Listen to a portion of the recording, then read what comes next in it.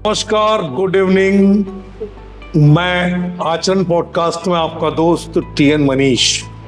बात एक ऐसे मुद्दे की जिसके वजूद पर और अस्तित्व पर अब सवाल उठने लगे। वो ऐसा मुद्दा है जो राजनीति की खुराक है, जो लोकतंत्र में 5 साल में एक बार होने वाले चुनावों के दौरान बहुत जोर शोर से सामने आता है। कहीं ना कहीं ये मुद्दा विविधता में एकता के नाम पर और भी ज्यादा क्या हमारी खाई को बढ़ा रहा है या वो बांटने का काम कर रहा है। जी हाँ, मैं बात कर रहा हूं उस मुद्दे की जो अब कोर्ट ऑफ लॉ में है और 24 सितंबर को इस पर सुनवाई शुरू होगी। उम्मीद है कि यह सुनवाई मैराथन होगी। तो आज के इस पॉडकास्ट में हमारे साथ सुप्रीम कोर्ट से लेकर हाई कोर्ट और अदालत की दुनिया में लंबा तजुर्बा रखने वाले वरिष्ठ अभिभाषक और बार एसोसिएशन के पूर्व अध्यक्ष एडवोकेट अनिल मिश्रा हैं। अनिल जी, आपका बहुत स्वागत करता हूं आचरण। धन्यवाद, प्रणाम। तो बात जो मैंने अभी आपसे गोलमोल की, दरअसल मुद्दा सीधा है आरक्षण, रिजर्वेशन का। अनिल जी, क्या लगता है आज के भारत में आरक्षण कहाँ है, कहाँ ठहरता है? ठहरना नहीं चाहिए, लेकिन राजनीतिक लोग उसे ठहरा रहे हैं और शुरू से ठहराते हैं। आज 75 साल से ज्यादा समय हो गया आरक्षण को लागू हुए, लेकिन प्राप्ति क्या की, इसका आकलन किसने किया? क्या प्राप्त हुआ उस आरक्षण से? कुछ लोग जो हैं 0.1 और 2%, इतने लोग जो ऑलरेडी आरक्षण का लाभ ले चुके हैं वही आरक्षण का लाभ लगातार ले रहे हैं। और इस आरक्षण के मुद्दे पे पहले भी देश में काफी क्रांति हो चुकी है और पुनः होने की संभावनाएं बढ़ती जा रही, जो कि मध्य प्रदेश के सीएम साहब ने भी बड़ा डिक्लेयर किया है कि हम 27% ओबीसी को रिजर्वेशन देंगे। इस पे भी हालांकि मामला सुप्रीम कोर्ट में लंबित है, आज सुनवाई होनी थी लेकिन वो कल पे चली गई। बिल्कुल, अब कल से सुनवाई चालू होगी। कहने का आशय यह है कि आरक्षण शब्द जब भी यूज होता है तो समाज को जातियों में बांटता है और जातियों में एक दूसरे के प्रति नफरत पैदा करता है। तो यहाँ पे हम आपस में विभेद पैदा कर रहे हैं, एकता का सवाल पैदा नहीं हो रहा देश में।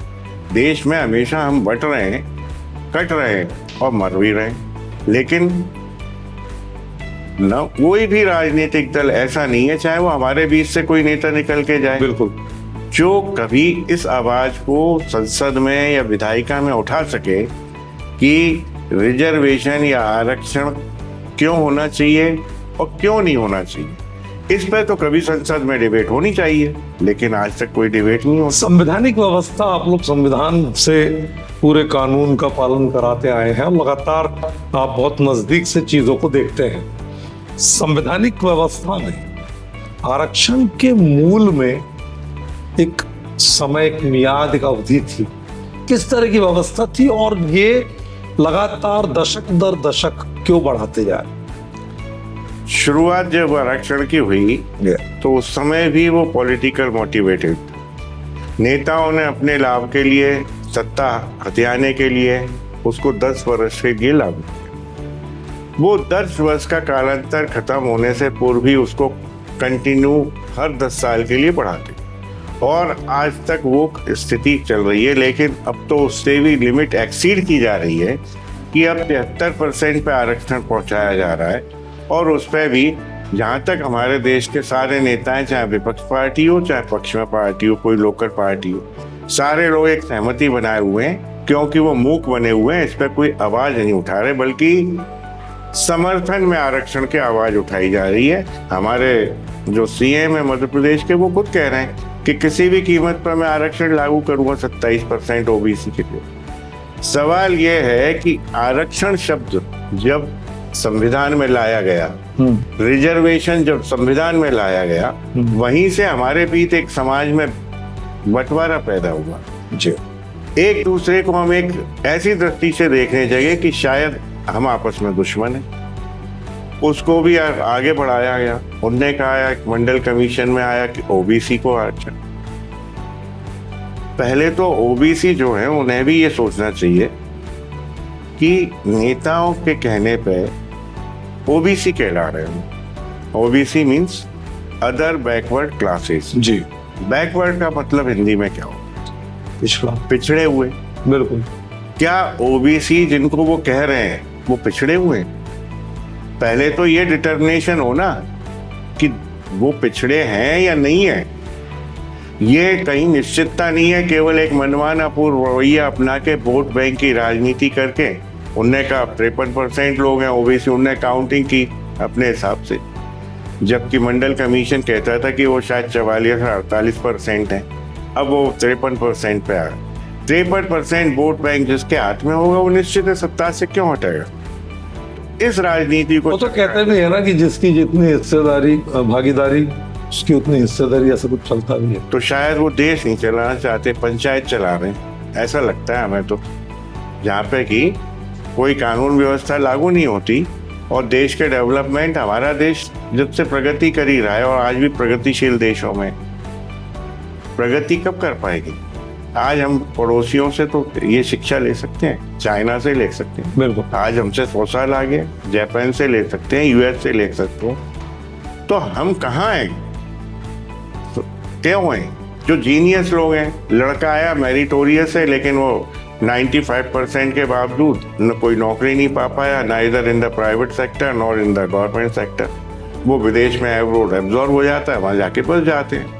तो जीनियस है, हमारे यहाँ माइंडेड लोग हैं जो अच्छे सुपीरियर हैं, वो तो सब विदेश से भाग जाते आपको हैं। क्या लगता है, मतलब जो प्रतिभा है, जो टैलेंट है, उसका माइग्रेशन, उसका पलायन हो रहा है इससे? बिल्कुल 100% हो रहा है। हमारे यहाँ जो प्रतिभाशाली बच्चे हैं, प्रतिभाशाली स्टूडेंट्स हैं, प्रतिभाशाली साइंटिस्ट हैं, वो मैक्सिमम एब्रोड चले जाते हैं और वहाँ की सरकारें बड़े आराम से उनको हाथों हाथ लेती हैं और वहाँ की सुख सुविधाएं देती हैं। उनमें वो अपनी फैमिली पाल रहे हैं। कई तो जब मेरे हिसाब से 50 साल से फैमिलियाँ माइग्रेट सिटीजनशिप भी ले चुकी। बिल्कुल। तो ये असल में अब बात ये आ रही है कि अगर हम सुप्रीम कोर्ट के नजरिए से देखें तो उसमें 50% तक की कैपिंग थी, लेकिन कोई भी स्टेट इसका ऑनर नहीं करता। एक बात। दूसरी बात, अगर हम इंदिरा साहनी को देखें और पीछे जाते हैं तो हम अगर मिंटो को देखें, 1900 के समय को देखें, उसके बाद फिर हम आज़ादी के बाद के भारत को देखें, संवैधानिक दृष्टि से जो बात थी कि भाई दलित, शोषित और पीड़ित पक्ष को एक मुख्य धारा में लाना है, मेन स्ट्रीम में, और उनके साथ एक समानता का, समरसता का व्यवहार, इस तरह की भावना थी। तो भाव है, कहीं लगता है? नहीं, भाव तो हर सिटीजन का है कि समानता के आधार पर उनको उनका अपलिफ्टमेंट किया जाए, लेकिन वो अपलिफ्टमेंट करने के लिए गवर्नमेंट एडमेंट कब है? गवर्नमेंट तो सिर्फ और सिर्फ वोट की राजनीति कर रही है। इतना फाइनेंस उनके फेवर में दिया जाता है, उनको इतनी वेल फैसिलिटीज दी जाती हैं, क्या वो उन तक पहुंची आज तक? अगर उन तक 75 साल में वो फैसिलिटीज पहुंची होती तो शायद समानता हमारे यहाँ इक्वलिटी लागू हो चुकी होती।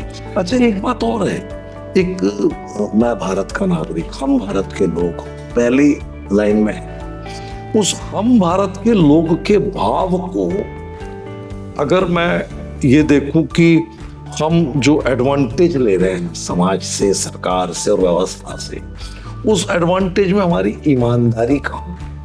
क्योंकि अगर मेरे परिवार में एक लंबे शोषण के बाद, एक फर्ज करिए कि एक लंबे शोषण के बाद आरक्षण मिलता है, एक पीढ़ी को मिला, उसके बाद वो एक मुख्य धारा में आए, एक अच्छी पोजीशन में आ गए, तो उनके बच्चे, फिर उनके बच्चों के बच्चे, फिर उनके बच्चों के बच्चे, ये जो सिलसिला है, ये कहीं हमारी मोरलिटी को, हमारी नैतिक जिम्मेदारी को कहीं ना कहीं क्वेश्चन करता है कि नहीं? क्या लगता है? बिल्कुल कर रहा है। एक्चुअल में हुआ भी यही है कि जब ये रिजर्वेशन लागू हुआ तो कुछ लोग जो थे बड़े चालाक, किसके क्लेवर थे, कुछ थोड़ी जीनियसनेस भी थी उनमें, उन लोगों ने अपने फायदे लिए, सरकारी नौकरियों को अचीव किया, पोस्टों को अचीव किया, बिजनेसेस को अचीव किया।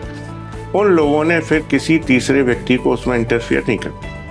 वो जबकि उन्हीं की बिरादरी, उन्हीं की कास्ट के हैं, वो भी रिजर्व है, उनको कहीं इंटरफियर नहीं करने दिया और हर समय पीढ़ी दर पीढ़ी अपने परिवार में ही लाभ लेते रहे। और आज भी वही शोषण चल रहा है। सरकार, हालांकि न्यायपालिकाओं ने कई बार कहा कि एक बार अगर लाभ दे देते हैं अपन, तो जब वो मुख्य धारा में आ चुके हैं तो उनको उस धारा से तो इसकी कोई डेफिनेशन है क्या लॉ में, कानून में कुछ? डेफिनेशन डिफाइन तो सुप्रीम कोर्ट ने बार बार रिपीटेडली कहा। सबसे पहले तो इंदिरा साहनी में ये कहा, not exceed up to the 50%। ठीक है, लेकिन वो वायोलेट करते हैं बार बार, स्टेट गवर्नमेंट बार बार उसको वायोलेट करते हैं, चाहे वो तमिलनाडु हो, चाहे MP हो, चाहे UP हो, कहीं ना कहीं वो आता है इशू। अब सवाल ये है कि ये तो यहाँ तक भी आया आगे 22 में। अभी सुप्रीम कोर्ट ने जजमेंट दिया, उसमें यह कहा कि इनऑर्डिनेट क्यों होना चाहिए आरक्षण।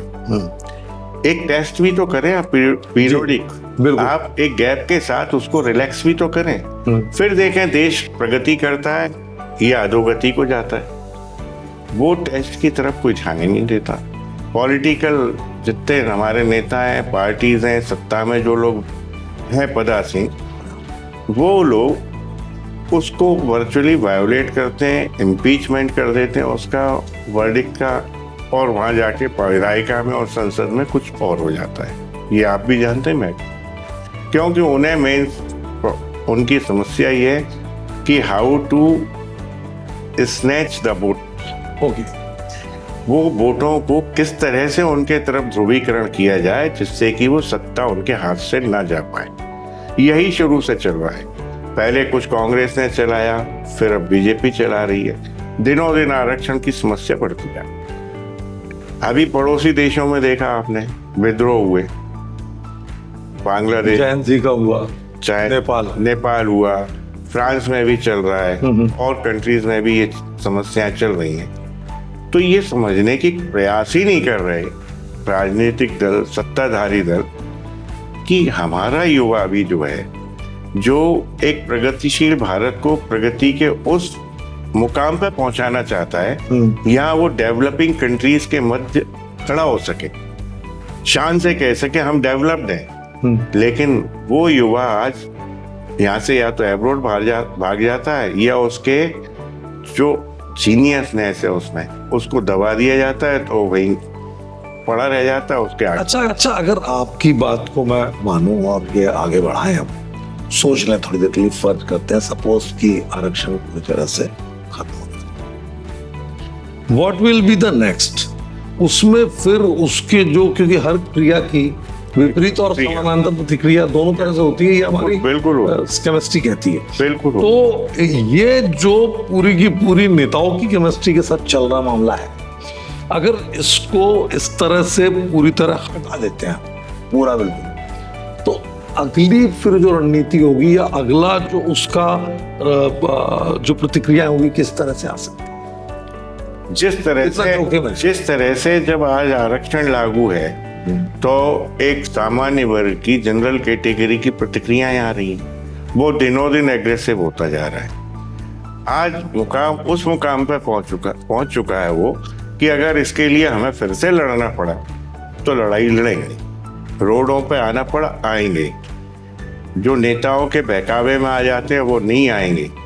हम पहले तय करेंगे कि कौन सा नेता हमारे को, हमारी आवाज को उठा सकता है, संसद में उठा सकता है, विधायिका में उठा सकता है, तभी हम उसके साथ खड़े हो सकते हैं। मैं तो ये भी अपील करूंगा कि आप किसी भी नेता के साथ खड़े रहें, किसी के साथ भी उठे बैठे मीटिंग करें, लेकिन तय ये करना चाहिए जो सवर्ण है, जिन्हें आरक्षण की से नुकसान हो रहा है, देश को नुकसान हो रहा है, राष्ट्र हित में नहीं है, उनको ये तय करना चाहिए कि वो कुछ भी करें, लेकिन वो और उनका परिवार कभी भी किसी ऐसे दल के पास वोट ना दे जो कि आरक्षण का फेवर करे। और मैं देख रहा हूँ ज्यादातर लोग आरक्षण का फेवर कर। तो हम अगर संख्या में कम है, मान लेते हैं 12% है, 15% है, तो भी हमें एक कैपेबिलिटी, एक क्षमता है कि हम उन जगहों से तो अपने निर्दलीय प्रत्याशी भी जिता सकते हैं जहां हम बहुसंख्यक हैं। आपको लगता है कि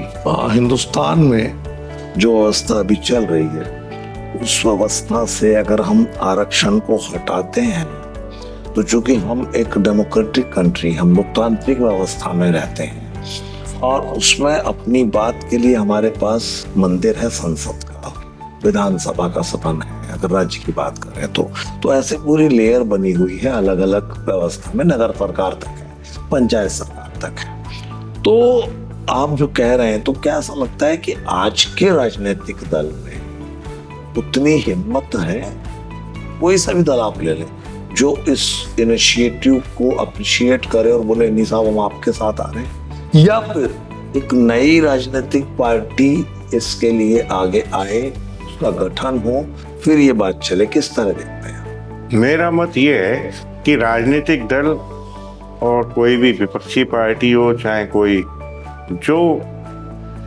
सिर्फ अपने राजनीति के लिए जीते हैं, सत्ता पाने के लिए चुनाव लड़ते हैं, वो तो शायद इसका समर्थन कभी नहीं कर पाएंगे।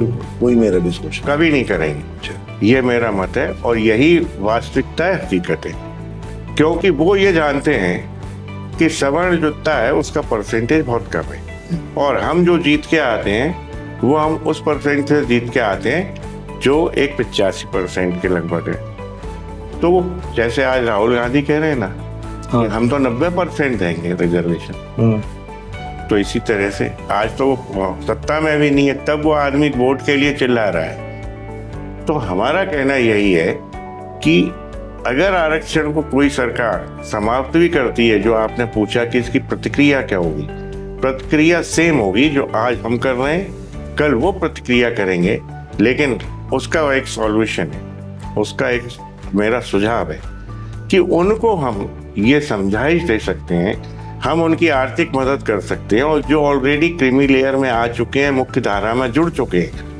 उनको वहाँ से हम गिन के काउंट करके एक सर्वे करा के उनको वहाँ से अलग कर सकते हैं। और जिनको वाकई में आर्थिक आधार पे उनके स्किल के हिसाब से उनकी क्या योग्यता है, उस हिसाब से हम उन्हें जॉब भी दे सकते हैं, सर्विस भी दे सकते हैं, बिजनेस भी दे सकते हैं। क्यों नहीं दे सकते? जब हम इतनी आर्थिक मदद कर रहे हैं, थोड़ी और बढ़ा के कर सकते हैं।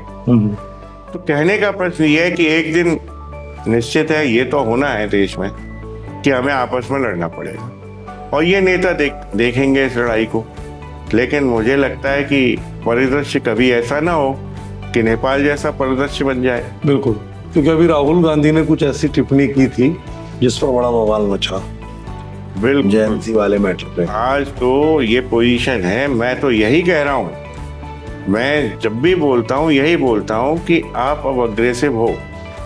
जब तक आप अग्रेसिव नहीं होगे और ये डिसाइड नहीं करेगी हर फैमिली कि हम किसी भी कीमत पे किसी के साथ उठे बैठे, किसी के साथ जाएं, हमारा व्यक्तिगत लाभ हम कमा लें, हमें कोई आपत्ति नहीं है, लेकिन हम कभी भी किसी राजनीतिक दल को वोट नहीं देंगे। हम तो ऐसे व्यक्ति विशेष को वोट देंगे। कोई जरूरी नहीं है कि राजनीतिक दल का गठन हो। एक राइटर ने लिखा था इसमें, फ्रांस के राइटर ने, कि जब से भारत इंडिपेंडेंट हुआ तब से आज तक डेमोक्रेसी तो है नहीं भारत। अच्छा, उसने लिखा कि डेमोक्रेसी क्या होती है, अभी इंडिया में ये जानते नहीं है लोग। डेमोक्रेसी उनने का तब इंडिया में एप्लीकेबल होगी जब हम अपने बीच से एक आदमी को केवल उससे सिग्नेचर करा के लाए कि सिग्नेचर करिए आप इस फॉर्म पे, और दो उसके जो भी प्रस्तावक हो वो हो, उसका फॉर्म जमा कराने ले जाएं और वो घर पे आराम से बैठे, सोए, खाए पिए, कोई प्रचार प्रसार ना हो, और जिस दिन हम उसे जिता देंगे तब मान लेंगे कि आज एक्चुअल डेमोक्रेसी है। और हम सवर्णों से यही करें। मेरी अपील है, मेरा निवेदन है, रिक्वेस्ट है कि हमें अब यही कदम उठाना चाहिए कि हम कम से कम आज सवर्ण एक हो जाएं, अपने बीच एक व्यक्ति चुनें। हम दिखा दें उन राजनीतिक दलों को कि हम दो काम कर सकते हैं, जहां हम बहुमत में वहां अपना कैंडिडेट जिता सकते हैं, संसद में वही हमारी आवाज उठा सकता है। दूसरा हम ये काम कर सकते हैं कि अगर हम कम हैं तो हम सत्ताधारी जो भी मंत्री है या सत्ता में है उसको हरा भी सकते हैं। कम होने से अंतर नहीं पड़ेगा, लेकिन हम हराने में जरूर सहायता कर सकते हैं। आपको एक बात नहीं लगती, अभी तक का पूरा चुनावी इतिहास पलटी। तो हिंदुस्तान की लोकतांत्रिक मूल्यों को ईमानदारी से चुनाव के पर्व में अगर कोई निभाता है तो वो तबका निभा रहा है जिस तबके के लिए हम ये सब बात नेता लोग करते हैं, राजनीतिक दल करते हैं।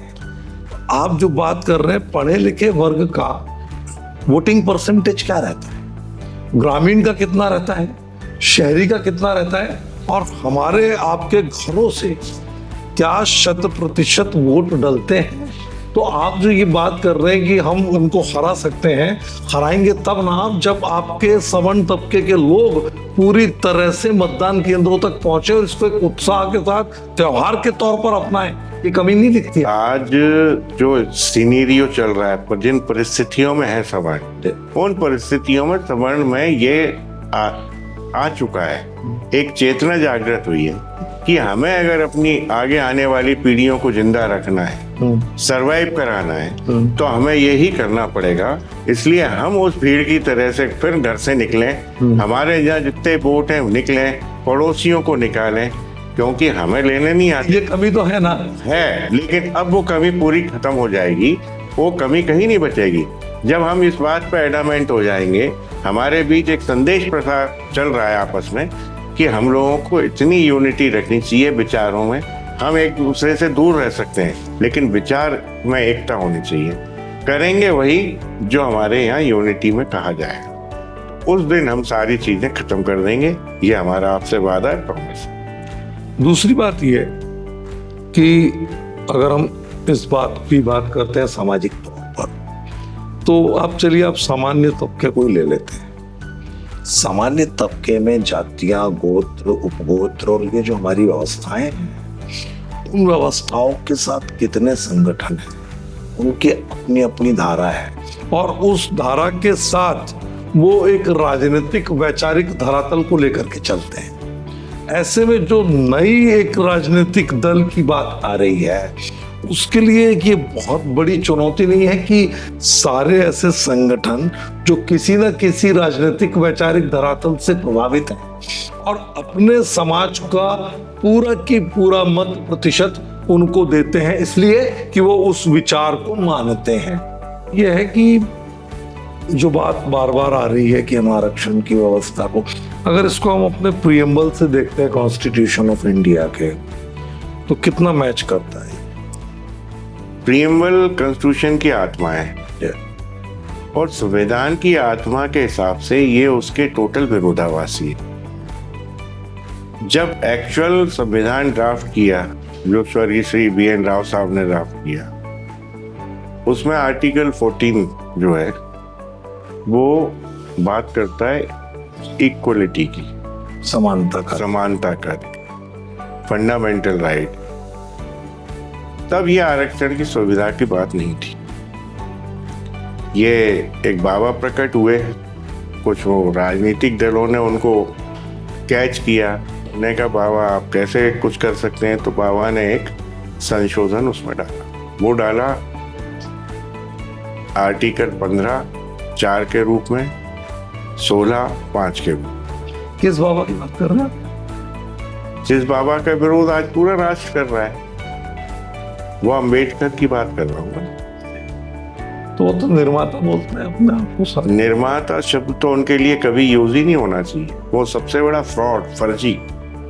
वो कहाँ से निर्माता है? निर्माता तो स्वर्गीय श्री BN राव साहब है संविधान के। वो तो कहीं नहीं है दूर दूर तक। उसने तो संविधान में एक लाइन नहीं, बस ये लाइन ऐड करवाई थी कि 10 साल के लिए ये रिजर्वेशन दे दिया जाए। वो भी चाहता किसके लिए था? महारों के लिए, और किसी के लिए नहीं चाहता था, लेकिन वो सबको मिला। अब उसका मेरे हिसाब से एक टेस्ट गवर्नमेंट को ये भी करना चाहिए कि उसे 5 और 10 बरस के लिए एक बार स्टॉप करें, उससे देखें कि क्या चेंज आ सकता है। क्या जो प्रगति आज तक हमारा देश नहीं कर सका, आज वो प्रगति करके हम एक डेवलप्ड कंट्री कहला सकते हैं या नहीं? तो ये टेस्ट करना चाहिए। जो हमारे यहाँ से प्रतिभाएं भाग भाग के विदेश जा रही हैं, उन प्रतिभाओं को रोकने की क्षमता हमें होनी चाहिए। उन्हें रोकेंगे हम तो वो इसी कारण से रुक जाएंगी जिस दिन हम आरक्षण हटा देंगे। जो आप संशोधन की बात कर रहे थे कि डॉक्टर अंबेडकर ने संशोधन कराए, उसके पीछे किस तरह के उनके मंतव्य थे और क्या था उसमें, तफसील से थोड़ा बताइए। एक्चुअल में उस समय तक अंबेडकर का कोई अस्तित्व था नहीं। वो चुनाव वैसे ही हार चुके थे 3 बार। जबरन कांग्रेस ने उनको अपने साथ लिया क्योंकि सत्ता चाहिए थी। कांग्रेस ने उन्हें जिताया, उन्हें उस समय लॉ मिनिस्टर भी बनाया। तो उनका जो मंतव्य ये था कि हम अपनी बिरादरी जो महाराष्ट्र में बेसिकली है महार, उसको किसी तरह से कोई एडवांटेज दें। तो वो एडवांटेज महारों को देना चाहते थे, ना कि सभी बिरादरियों और जातियों को।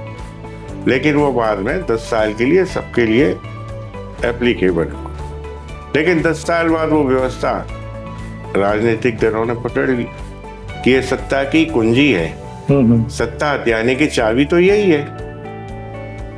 तो उस चाबी को आज हम ऐसा लॉक लगाना चाहते हैं जो उस चाबी से खुलेगा नहीं। हम परमानेंट ऐसा लॉक करेंगे जिसकी चाबी हम सवर्णों के ही हाथ में होगी। हम ही उस लॉक को खोलेंगे, हम ही लगाएंगे उसे।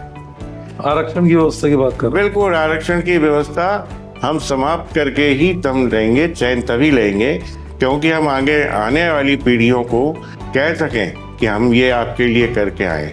अन्यथा आगे आने वाली पीढ़ियां जो हैं वो तो किसी लायक बचेगी नहीं। हम ये जो 10% दिया था क्या था? 10% के पीछे भी एक EWS मैं बताता हूँ। वो 103वां संशोधन हुआ संविधान। उसमें एक कंसेप्ट लाया गया कि कैसे सवर्णों को सेटिस्फाइड रखें, क्योंकि उस समय ज्यादा व्यवधान फैल गया था। मंडल कमीशन, कमंडल, ये सब चीजें चली। तो जब व्यवधान ज्यादा फैलने लगा, सवर्णों के भी चुनने का एक EWS क्राइटेरिया फिक्स करते हैं। 103वां संविधान संशोधन होता है कि जो इकोनॉमिकली गरीबी रेखा में जी रहे हैं सवर्ण, उनको हम 10% ये देते हैं। लेकिन वो 10% भी ईमानदारी से नहीं मिला उन्हें। रिजर्वेशन में, आरक्षण में जो सुविधाएं दी गई, चाहे किसी बिरादरी, चाहे SC को, ST को, किसी को भी, वो सुविधाएं क्या EWS वाले लोगों को दी गई? नहीं मिली। ना उन्हें एज रिलैक्सेशन मिला, ना उन्हें फाइनेंशियल एड मिली, ना उन्हें किराए भत्ते मिले, ना एजुकेशन में स्कॉलरशिप्स मिली। कहाँ फायदा मिला? वो बच्चे आज वहीं के वहीं पड़े हैं, रोते रहते हैं, चीखते रहते हैं सरकार से, सरकार को सुनना नहीं है।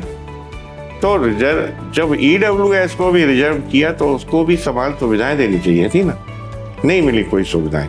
उसकी लड़ाई भी आज चली रही है, वो भी कोर्टों में लंबे चलवाई। वैसे तो मैं तो इस आरक्षण के ही खिलाफ हूँ टोटल। मैं नहीं चाहता कि आरक्षण के नाम। मेरा अगला सवाल यही था कि 10% फिर लेने नहीं चाहिए था। तो 10% दिया जा रहा है, क्या दिया जा रहा है, एग्जैक्टली क्या है? वो हमारे में से एक 10% है। बस ये नाम रख दिया कि EWS आपको हम चमका रहे हैं, बेवकूफ बना रहे हैं।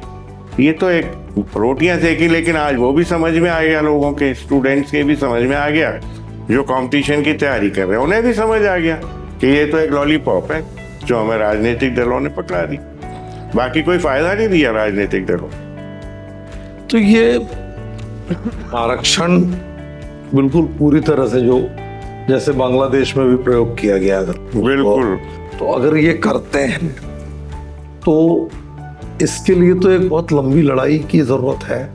क्यों है एक बात, क्योंकि सबसे बड़ी बात यह है कि हमारे देश का जो पूरा जो विधायिका है, वहां से हम संचालन होता है हमारा। और अगर आपके पास ये बात है कि हम आरक्षण को बिल्कुल चाहते ही नहीं किसी भी स्तर पे, न जाति के आधार पे, न धर्म के आधार पे, न आर्थिक आधार पे, न सामाजिक आधार पे, किसी आधार पे नहीं चाहते, मतलब ये शब्द ही खत्म कर दिया जाए। बिल्कुल, आपका ये मानना है? मेरा मानना है। इसको लेकिन आपके अकेले मान लेने से या कुछ लोगों के मान लेने से वहां तक आपका प्रतिनिधित्व कितने % है जो आपकी इस बात को उस पटल पर रखे? प्रतिनिधित्व तो हमारा वहाँ पे मोर देन 80 और 90% है, लेकिन वो प्रतिनिधि भी उस लालच में कि हमारा पद और सत्ता न चली जाए। जो लाभ हम इस सत्ता से ले रहे हैं सवर्ण को बेवकूफ बना के वो हमारे हाथ से ना चला जाए, इस लालच में वो हमारी बात को कभी रख नहीं पाए और ना रख पाएंगे ही भविष्य में। ये मेरा आपको कुछ नहीं रख पाएंगे। तो इसलिए मेरा कहना यह है कि सभी सवर्णों से रिक्वेस्ट करूंगा कि इन लोगों के साथ खूब उठे बैठे हैं, पंचायतें करें, मीटिंग्स करें, जो लाभ लेना है ले लें, लेकिन इनकी तरफ कभी भी वोट की दस्ती से हाथ ना बढ़ाएं। तो कहाँ जाएंगे? मैंने बताया तो इतना सरल उपाय कि आप अपने बीच से एक आदमी खड़ा करो ना। तो आप क्या कोई राजनीतिक दल आने वाले टाइम पे बना रहे हैं? राजनीतिक दल मैं नहीं बनाना चाहता, ये अपने आप बन जाएंगे। मैं तो आज उस मुकाम पे हूँ कि ना तो मेरे को कोई नौकरी की जरूरत है, मैं तो एक अभिभाषक हूँ, एज से भी बाहर हूँ, ना मेरे को कोई हाईकोर्ट जज बनना है, ना कोई लालच है। मैं तो सिर्फ ये कहना चाहता हूँ कि आज आने वाले समय में जो पीढ़ियां आ रही हैं, क्या वो इतनी सरकारी नौकरियां पा पाएंगी, इतनी प्राइवेट सेक्टर में जगह मिल पाएगी उन्हें? क्योंकि प्राइवेट सेक्टर में भी कल एप्लीकेबल होना है और सरकारें इस पे आमादा हो चुकी है। हमारा तो युवाओं का देश है ना भारत। युवाओं का देश है, युवा भटक रहे हैं। आप पहले तो ये तय करें कि कौन सा व्यक्ति किस स्किल का काम कर सकता है। जैसे चाइना ने किया, चाइना डेवलप कैसे हुआ? बहुत जल्दी हुआ। और पहले वो ये देखते हैं कि हमारे यहाँ कौन सा व्यक्ति के अंदर क्या खासियत है, वो क्या काम अच्छा कर सकता है, हम उसको वो काम में आगे बढ़ा के बराबरी पे खड़ा कर सकते हैं। लेकिन यहाँ ये नहीं होता। यहाँ तो ये होता है कि अरे इस वार्ड में, इस कंस्टिट्यूंसी में कौन से ज्यादा है, उन्हें क्या लाभ दे रहे हैं जिससे वोट हमारे पास आ। अब मैं कहता हूं कि अभी ये ओबीसी का आरक्षण चला, इस आरक्षण में सबसे पहले क्या ये तय किया पार्लियामेंट ने या विधायिका ने कि आप पिछड़े किसको कहोगे? क्या डेफिनेशन है पिछड़े की? क्या पिछड़े सवर्णों में नहीं हो सकते? बहुत हजारों, लाखों, करोड़ों में संख्या पिछड़े केवल क्या ओबीसी में होंगे या एसटी एसटी में होंगे? पिछड़े सवर्ण में भी हैं। तो ये पहले डेफिनेशन तो तय करें, पिछड़े क्यों किसको कहेंगे हम? डेफिनेशन तय नहीं हुई। न्यायपालिका जब तय करने बैठती है तो वो अनड्यू प्रेशर में रहती है। हमारे सीजीआई साहब के देखें, वो कहते हैं आजकल वो भी उसी बिरादरी से, रिजर्व कैटेगरी में गवई साहब, वो कहते हैं कि साहब हमने झोपड़ियों में दिन काटे थे, जबकि उनके पिताजी 3 बार राज्यपाल रहे, अंग्रेजों के समय में फौज में रहे, विधायक रहे, राजनीतिक नेता रहे बड़े। कहाँ से झोपड़ियां मिली होंगी इनको? ये फालतू गलत प्रचार करते हैं। अभी देखिए आप, उनने अपने भतीजे मुंबई में एलिवेट करके हाईकोर्ट जज बना दिया। ये तो सार्वजनिक बात है, पब्लिक में है, आप सोशल मीडिया पे देखिए। तो ये चलन चल रहा है। तो अब आप कहाँ से पिछड़े हुए, कहाँ से आप रिजर्व कैटेगरी आरक्षण का फायदा उठा रहे हैं? आरक्षण तो अपने आप में एक गाली है, पिछड़ा भी अपने आप में एक गाली है। Why we are tolerating these type of language and particular words? ये तो टॉलरेबल नहीं है। मुझे कोई कहे कि मैं पिछड़ा हूँ, मैं तो नहीं मानूंगा। मैं तो कहूँगा जनरल कैटेगरी का आदमी है, अच्छे हैं, वेल एस्टेब्लिश हैं। हमारे अंदर भी बहुत पिछड़े हैं। आप उन सबका एक, जिस तरह से आप जनगणना करा रहे हैं जातिगत, ये भी एक वोट की राजनीति है कि हमें ये तब पता लग जाएगा, आगे आने वाला समय बहुत कठिन है, ये पता लगेगा जातिगत गणना से कि कौन सी गली में, कौन से वार्ड में कितने लोग किस बिरादरी के हैं। उस हिसाब से राजनीतिक दल, सत्ताधारी दल, विपक्षी पार्टियां अपने मतों, जो मत देने वाले लोग हैं, व्यक्ति विशेष हैं, नागरिक हैं, उनको कैसे लुभाएंगी, उन्हें कैसे प्रलोभन देंगी, ये चल रहा है। अरे आप क्यों करा रहे हो? इससे तो और हमारे बीच मतभेद पैदा होंगे, बढ़ेंगे। ये जनगणना की आवश्यकता कब थी? नहीं थी बिल्कुल। हम लोगों में आप देखिए, इंडिपेंडेंट हुआ भारत, बहुत अच्छा भाईचारा था। हम जब स्टूडेंट थे तब भी बहुत अच्छा भाईचारा था। आज तो मतभेद इतने बढ़ते जा रहे हैं कि हम एक दूसरे को आंखों देके पसंद नहीं कर रहे। हमें वो गाली देते हैं, हम उन्हें गाली दे रहे हैं। अच्छा, सामाजिक तौर पे अनिल जी, सवर्णों की अगर मैं बात करूं तो उनकी बहुत सारी परंपराएं अलग अलग समाज के आधार पर अलग अलग तरह से चलती हैं और उसी के अनुरूप उनके डूज एंड डोंट्स तय हैं। तो ऐसे में जब आप सवर्ण एकता की बात करते हैं कि हम तो सारे समाज एक होकर के और इसको लड़ेंगे। तो हमारी जो ऐसी वर्जनाएं हैं समाज के अंदर, उसको हम कुरीति कह लें, परंपरा कह लें, कुछ भी कह लें, लेकिन हमने जो क्या करना है क्या नहीं करना है, बहुत सारे बैरियर्स बांध रखे हैं। उससे कैसे आप निपटेंगे? क्योंकि हम कितने भी आधुनिक हो जाएं, कहीं ना कहीं जाकर के हम परंपरावादी तो है नहीं। हम परंपरावादी हैं, हमें परंपरा के रूप में आपस में भेद हैं, मतभेद भी हैं, लेकिन आज परिस्थितियों ने धीरे धीरे स्लो जब पॉइजन हमें मिलता गया, तो आज हम इस बात के लिए एक सहमति हो रहे हैं, हम लोग आपस में यूनाइट हो रहे हैं कि इस समस्या से लड़ने का एक ही तरीका है कि हम हैं तो एक। हमारी परंपराएं, ट्रेडिशंस अलग हो सकते हैं, हमारे संस्कार अलग हो सकते हैं, रीति रिवाज अलग हो सकते हैं, परंपराएं अलग हैं, लेकिन वाकई में तो एक है। तो जिस तरह से एक वृक्ष है उसमें तमाम शाखाएं हैं, किसी पे कम फल लग रहे हैं, किसी पे ज्यादा लग रहे हैं, किसी पे कम पत्ते आ रहे हैं। अच्छा, ये आरक्षण हटता है तो अगर जैसे आप कह रहे हैं आरक्षण नहीं चाहिए, आपको क्या लगता है कि सामाजिक तौर पे, जातीय तौर पे जो जाति के चश्मे से देखने की आदत है हिंदुस्तानियों, वो कैसे खत्म हो जाएगी? तो कई पीढ़ियों से चल रही। देखिए, लोग कहते हैं, किसी ने देखा नहीं था ना कि 10,000 5,000 साल पहले हमारे साथ फलाना अत्याचार हुआ, टिमाका। ये व्यवस्थाएं कोई किसी धर्म ने या किसी आध्यात्म ने नहीं बनाई थी, ये स्वतः एक परिवार। वो तो मनुस्मृति को लेके बोलते हैं, मनुस्मृति ने ये कर दिया, मनुस्मृति ने वो कर दिया। ये कहते हैं मनुस्मृति को तो अभी आप एक तरफ रखें, आप तो ये बताएं कि बड़े जब परिवार कुनबों के रूप में हुए तो उनमें भी एक परिवार में आज भी बड़े परिवार हैं जो उनमें 10 वैरायटी के लोग हैं। कोई पढ़ा लिखा है, कोई पढ़ना लिखना नहीं चाहता, किसी की सर्विस लग गई, कोई बिजनेस करना चाहता है, कोई खेती बाड़ी करना चाहता है, क्या सवर्ण में नहीं है? तो कहने का आशय ये है कि वहीं डिवाइडेशन है। किसान का पुत्र पैदा होंगे, कोशिश करेंगे पढ़ाने की, लेकिन किसान तो वो किसानी कहलाएगा ना उस समय तक, वो अपनी परिवार को किसानी से ही पाल रहा है। तो इसी तरह से ये वर्ण व्यवस्थाएं बनी। लेकिन अब मान लीजिए एक सवर्ण परिवार में एक कोई छोटा रह गया जिसने बहुत कम नहीं अर्निंग है उसकी, बाकी लोग बहुत अर्न कर रहे हैं, तो उसको किस कैटेगरी में डालो? प्रश्न ये भी है। सवर्णों में आप एक बार कैलकुलेशन कराएं, घर घर जाके ये देखें कि कौन सवर्ण किस स्थिति में जी रहा है, उसके लिए क्या सुविधाएं उपलब्ध हैं, क्या वो फाइनेंशियली इतना स्ट्रांग है कि वो अपनी रोजी रोटी कमा के अपने बच्चों को पढ़ा लिखा रहा है। ऐसे बहुत सारे, मेरे हिसाब से मोर देन 50% परिवार हैं जो आज भी सवर्णों में इस स्थिति में नहीं है। तो हमारा कहना ये है कि पहले ये डिसाइड करें कि आरक्षण और पिछड़ापन ये है क्या। पिछड़ेपन की आप डेफिनेशन किसे मानते हैं? पिछड़े तो सवर्ण में भी हो सकते हैं और हैं आज भी। तो आप केवल कुछ बिरादरियों को काउंट करके और केवल वोटों की राजनीति करके उन्हें ही पिछड़ा कहते हो, उन्हें लाभ देना चाहते हो।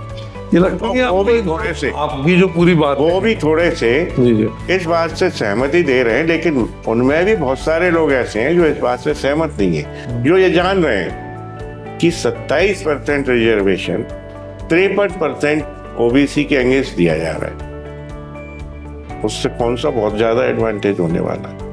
लेकिन देश की प्रगति, देश के डेवलपमेंट की तरफ, देश की प्रतिभा की तरफ कोई ध्यान किसी नेता का नहीं है कि जो प्रतिभाएं हैं वो दबा दी जाती हैं या भगा दी जाती हैं। दो ही चीजें चल रही हैं। या तो मुंसिफी कातिल है साहब। बिल्कुल। तो कैसे आप किससे उम्मीद कर रहे हैं? नहीं, उम्मीद क्या, आप देखिए, जब भी इतिहास में उठा के देखेंगे कोई बदलाव आया है तो उसके लिए एक क्रांति तो हुई है, चाहे कोई सा इतिहास उठा ले। अभी रिसेंट है इतिहास, इससे काफी एक टेरर भी आया, वहां पे भी यही हुआ। वो तो सोशल मीडिया बैन और सब इस तरह के सब जगह चला और बहुत गंदा एपिसोड हुआ। इससे पहले बांग्लादेश में हुआ।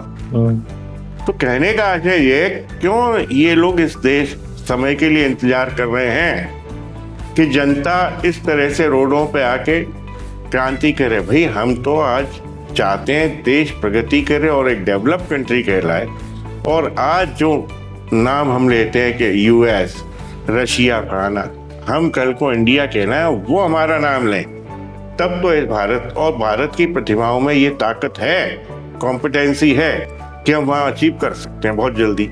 लेकिन हमें चेंज करना पड़ेंगे सबसे पहले हमारे नेता, जो अभिनेता। अच्छा, जो इतने वर्षों से, पीढ़ियों से, 79 साल से चला आ रहा मामला है, उसको आप ये सोच रहे हैं कि ये पूरी तरह से हम ये खत्म कर दें, तो इट विल टेक टाइम ना, ऐसे तो होगा नहीं। टाइम जहाँ पे लगता है वहाँ कभी एंड नहीं होता फिर, क्योंकि यहाँ पे ये सोच विचार चलता है कि अगले एक बार और एक्सपेरिमेंट कर लेते हैं, लेकिन तब तक और नेता भी पैदा होते हैं, वो भी यही लालच में रहे। आदमी है, प्रकृति नहीं बदलते अपनी, उन्हें सत्ता चाहिए, पद चाहिए, प्रतिष्ठाएं चाहिए। और आप सवर्णों की वकालत कर रहे हैं, तो सवर्णों में बहुत सारे ऐसे हैं जो इन्हीं राजनीतिक दलों का हिस्सा हैं और वो खुद अपने निहित स्वार्थ के अंदर पूरी तरह से लिप्त हैं। बिल्कुल, मैं इसीलिए मैंने पहले भी कहा कि वो अपने व्यक्तिगत स्वार्थों में लिप्त हैं, वो बने रहें, लेकिन उन्हें हमारे साथ जुड़ना होगा, नहीं तो हम उनका यहाँ अपने समाज से बायकॉट कर दें। ये मेरा सबसे अपील है और रिक्वेस्ट है कि ऐसे लोग जो राजनीतिक दलों का साथ सवर्ण होके दे रहे हैं, उनका टोटल बायकॉट कर दिया जाए। उन्हें हम कभी भी ये तय करें कि इनका हम साथ नहीं देंगे, ना इनके प्रचार प्रसार में शामिल होंगे, ना इनकी वोट की राजनीति में शामिल। हम इनको हराने का प्रयास करेंगे, भले ही वो हमारा अपना हो। लेकिन वैचारिक क्रांति हिंदुस्तान में आज के दौर में तो जूते के दम से चलता है मामला कई जगह, तो फिर ये जो वैचारिक क्रांति की बात है, ये तो उग्र रूप अगर ले लेगी तो ये तो बहुत बड़ा 100% होगा, 100% होगा। वैचारिक क्रांति ये है कि मैं और आप यहाँ बैठे हैं ना आज, ये वैचारिक क्रांति, और यही एक उग्र रूप लेने जा रही है। अभी शांति थी, क्यों ये एक नया शिगुफा छोड़ा? सिर्फ वोट की राजनीति थी ना। हमारे मध्य प्रदेश के मुख्यमंत्री महोदय ने क्यों शिगुफा छोड़ा कि 27% कोई किसी भी कीमत पर मैं देके रहूंगा, ये क्यों छोड़ा गया? चैलेंज किया, सवर्ण को चैलेंज कर रहे हैं, और सवर्ण क्रांति क्यों नहीं करेगा? ये तो अगर हम एक राज्य की बात नहीं करें, अगर हिंदुस्तान की बात करें, हिंदुस्तान में आप कर्नाटक को देख लो, तमिलनाडु को देख लो, कोई सा भी राज्य, सभी जगह स्थिति यही है। राजनीतिक दल सत्ता के लिए किसी भी स्तर पे कुछ भी कर सकते हैं, आदमी को मरवा कटवा सकते हैं, क्रांतियां करा सकते हैं, मरता कौन? पब्लिक। आप देखिए 90 का दशक उठा के सीट, कौन मरा? पब्लिक मरी ना। जिनका कोई दोष नहीं था उन लोगों ने आत्मदाह किए। योग्यता के आधार पर जब उनको लगा कि योग्यता का पतन जब होगा, तब तक एक बड़ी क्रांति का रूप लेगा। ये इतिहास की मान्यता है और मेरी भी मान्यता है। तो आज वो समय आ गया है कि सवर्णों को उस क्रांति के लिए तैयार हो जाना चाहिए। मैं ये अपील करता हूं।